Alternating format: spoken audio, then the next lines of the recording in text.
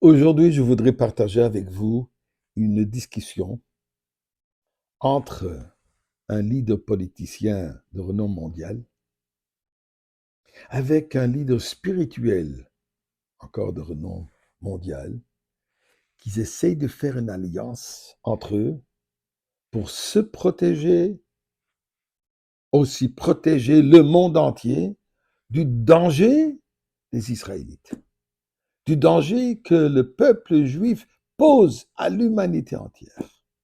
Avant de rentrer dans les détails, disons remercions à Kadosh Baruch Hu qui nous protège toujours de ces sortes de discussions qui ce sont des discussions qui ne sont jamais arrêtées jusqu'à date.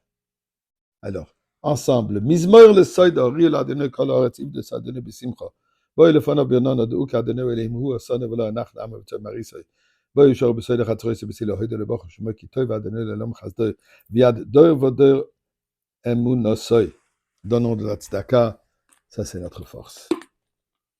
Notre force, notre bénédiction. Comme il y a marqué, la délivrance. Notre sécurité vient en nous en donnant au prochain, pas en prenant pour soi-même. Eh bien, écoutez la discussion. Le roi, le leader politique, craint être envahi par les Israélites. Et les mots qu'il utilise, je les haïs. Je suis dégoûté d'eux.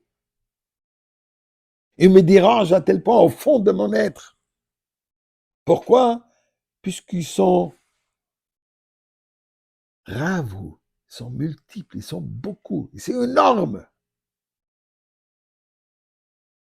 Si on ne va pas les arrêter, ils vont tous vaincre.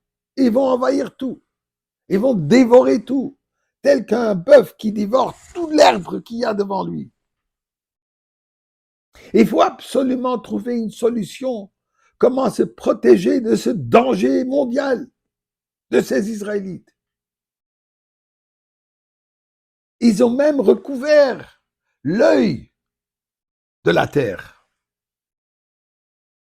Ils ont réussi à détruire ceux qui nous protégeaient jusqu'à présent, de manière que dans cette attaque qu'ils ont lancée, ils ont détruit l'ennemi et sans perte de vie. Donc, le politicien s'adresse au leader spirituel. Nous devons trouver une solution. Est-ce qu'on connaît le mot? Solution juive? Eh bien, cette discussion, elle a eu lieu il y a 3500 ans environ. Entre Balak, le roi de Moab, et Bilam, le prophète.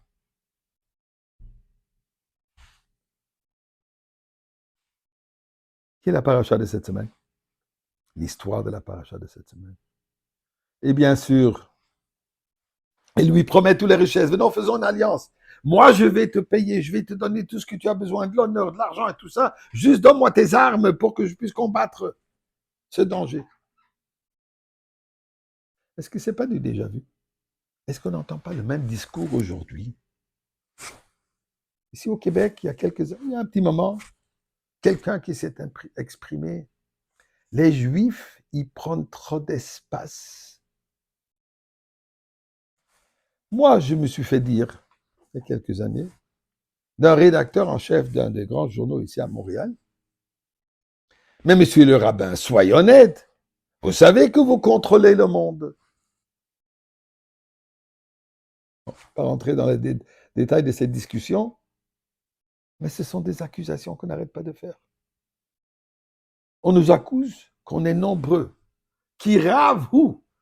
Balak, il dit, Yagar Moav, Mepnei Ha'am Mo'od, qui rave où? Il avait très peur. Pourquoi? Puisqu'ils sont nombreux. Nombreux, on n'est même pas une fraction d'un pourcentage de l'humanité.